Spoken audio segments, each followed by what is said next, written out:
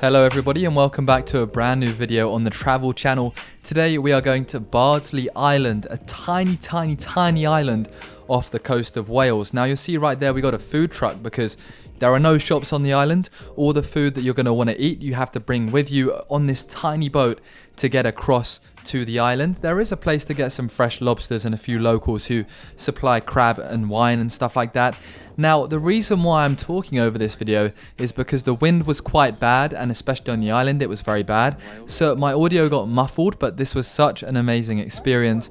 I just have to share this island with you, and I have to let you know a lot about it because this is unlike any other experience. So right now, the geezer was loading up all of our luggage onto his truck so that it could go down towards the ferry, and you can see us there walking towards the ferry. And when I say ferry, what I really mean is tiny boat, but the actual water in Wales is so clear and lovely, especially around here. And on a sunny day, the sea was glistening blue. You could actually see your feet if you look down, which is not normally the case, especially on the south coast. And this is one of the yellow boats, very similar to the one that we actually got on to get to the island. Okay guys, so right now we're at the ferry port area for Bardsey Island. Now there isn't really many boats to go there every day. It's a small tiny boat that apparently we're going to get wet on. But essentially, once you know the time, you drop off your luggage to the van, and then you walk down here, waiting to head over to the island, and it looks very calm. So I'm hoping we don't get too wet.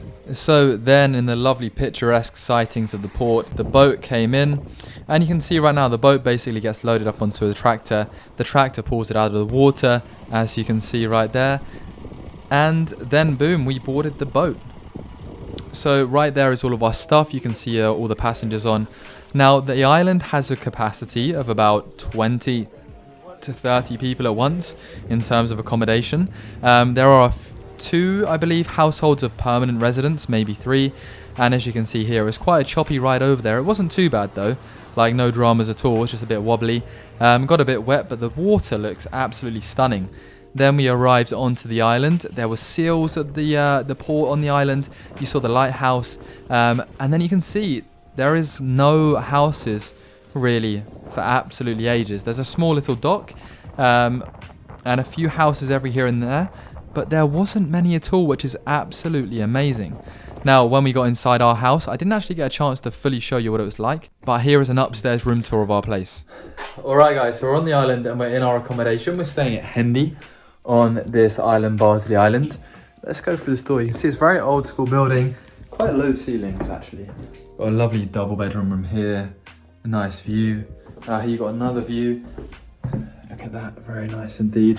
Tiny small one single bedroom there, 3 bedrooms in there, double bed there.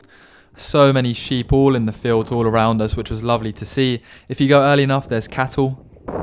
This place is literally like a full-on detoxing from social media and the mainstream world sort of resort. A what? A detoxing? Isn't it does feel like a detox? It really does. Oh, it's good it's happening. We just ran to the edge of the island to get the smallest shred of signal. The tiniest bit. But there's mainland Wales.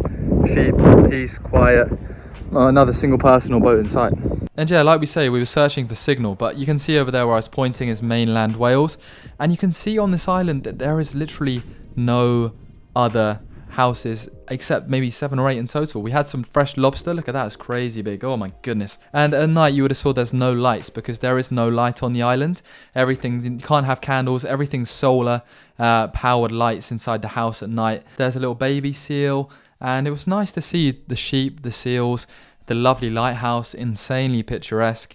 The sea, when it comes across the ocean, the Atlantic Ocean, or one of the oceans from France, Portugal area, it was very choppy seas.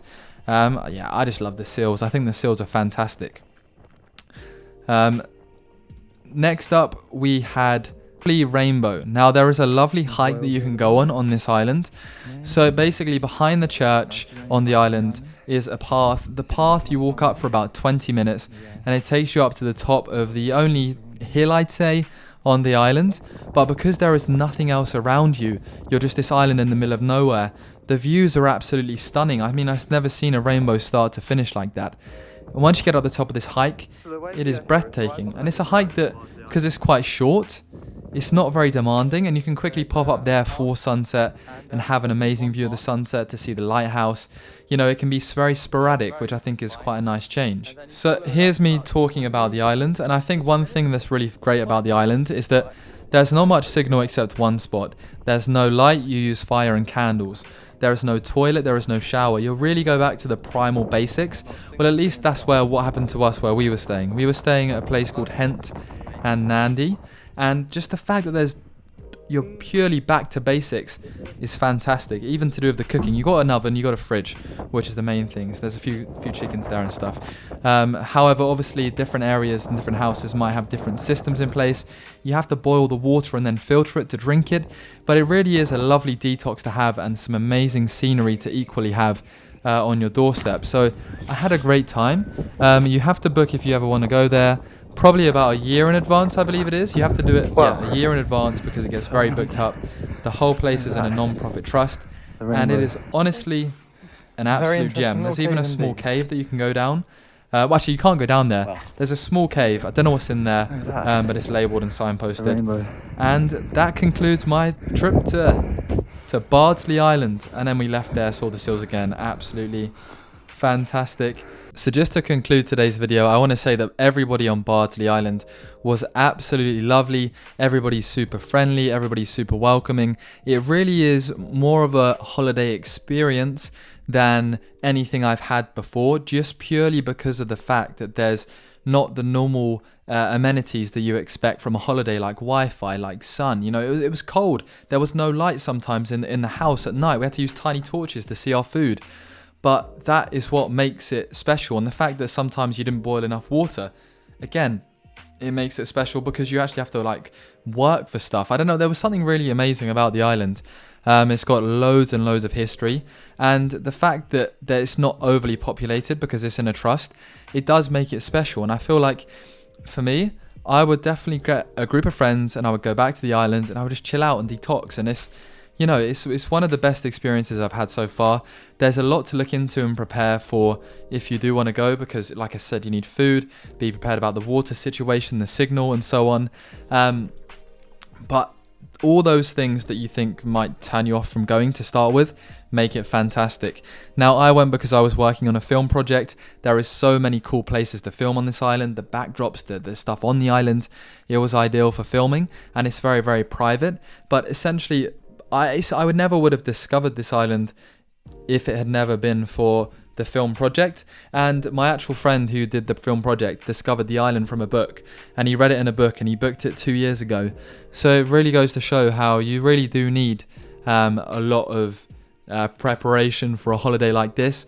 But trust me, guys, if you're on the fence about Bardsey Island and you like the idea of detoxing and just having a whole break from the mainstream world, I think this is fantastic. I kind of wasn't on my phone too much, and I came back, I was like, I'm going to miss so much stuff. I've probably missed out so much stuff. I got back and I realised, like, I actually haven't missed out on that much at all. A few messages. Bardsey Island, recommend it as a place to go in the UK.